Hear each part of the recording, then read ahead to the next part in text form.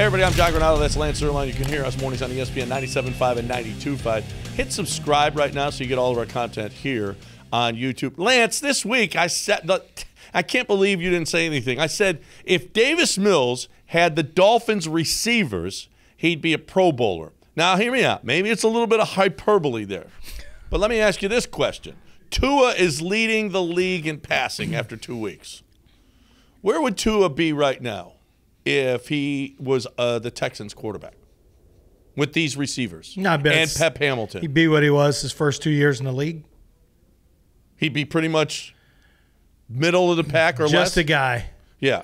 Just a guy. The difference is Tua came in proving what he could do with top-notch receivers at Alabama and was very, very good. Tua didn't have a very good offensive line, running game, or wide receivers. I'd say similar to what Davis Mills had. But just because you have the weapons doesn't mean that you can find them on time and get them there.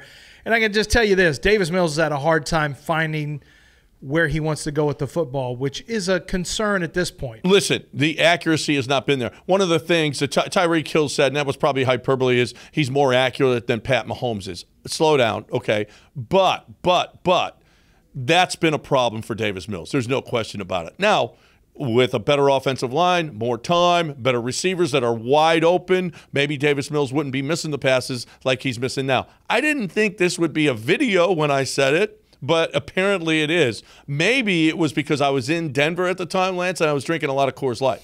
So maybe that's why I said something like that. But sometimes you'll say goofy stuff. Oh, well, I'm still going to drink Coors Light because, you know what, it makes me a little goofy. It makes me fun. I love my Coors Light, and I am going to keep Texas chill. Do your part. Say some goofy stuff and keep Texas chill with Coors Light. So I don't know. Can we fairly judge Davis Mills this season? I mean, honestly, as an NFL quarterback with this with this talent that he's got around him? Is he a finished product after this year? No. Can they judge him? Yes. Will they get it right? We'll see. You can always judge somebody. I mean, and when you judge them, you can also project, oh, we see certain things that we think is going to be, we think he's going to be by year 3 and 4. We think he's going to be this. So he doesn't have to be a finished product this year. Fans will want him to be a finished product. But Texans management can judge him after more than 1.5 years of being a starter? Absolutely. The question is how much more growth is left to go, and are you willing to wait it out and get there with him as opposed to draft a quarterback? And I think anytime you have a third-round quarterback versus a first-rounder, Tua was a first-rounder. You got to have a little longer leash with a first-rounder. Davis Mills was a third-rounder. The reality is you're probably not going to have quite as long a leash. But also, I don't think Tua is a better quarterback. He's just more prolific right now with 2 of the most explosive targets that you have in football, in Jalen Waddle and Tyreek Hill. So I think it does go to show you now if the Texans want to put an early first-round pick on a wide receiver with one of their picks, and the other pick they want to get another first-round receiver that's really explosive, or go out on a free agent market and sign the very best, trade away one of their first for whoever the best receiver who wants out of their team next year is going to be, sure, then maybe you can build it the Miami model. While you're at it, probably got to replace Pep and you probably have to replace Pep and Lovey with a young upstart offensive coordinator / head coach. That's a good question, though, because right now they're taking 0 shots down the field, right? They're not loosening up the defense. He's one of the worst in the league in yards, air yards. He's one of the worst in yards per attempt, and that's a mindset, right? That's a coaching decision that we're not going to attack. That we're just going to now. He may be checking down. He may have some guys open that he hasn't seen, or whatever the case may be.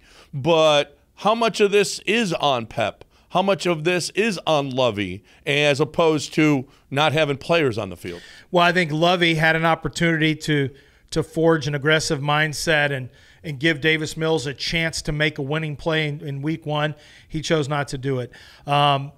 You look at the first 2 games, and Pep has been pretty conservative with how he's called the plays. Maybe that's by design, but Tim Kelly was a little more aggressive with some of the ways that he operated with Davis Mills. So Pep maybe has to get there.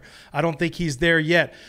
It's hard to say. I don't know the play designs. I don't know where things are supposed to go. So, there's people love to just say it's always play design, but maybe Davis Mills is not taking the shots he's supposed to. Yeah. But I do think that Pep is going to have to become more aggressive without question. Levy is a concern. Levy hates turnovers. He loves takeaways. He hates turnovers. So, Davis Mills, 2 touchdowns, no interceptions.